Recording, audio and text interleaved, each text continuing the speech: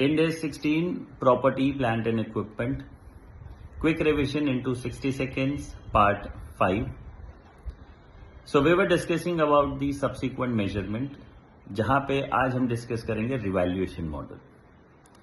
सो revaluation model क्या बोल रहा है कि whenever there is a significant difference between the carrying amount of the asset and fair value of the asset, revaluation is to be performed.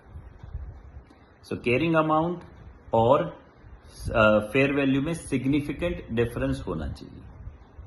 So for example asset का carrying value है let's say 50 lakhs, fair value is 60 lakhs. Yes, there is a significant difference, revaluation is to be performed. For example carrying value is 50 lakhs, fair value is 51 lakhs. So 1 lakh का difference है, उतना significant difference नहीं है, no need for revaluation.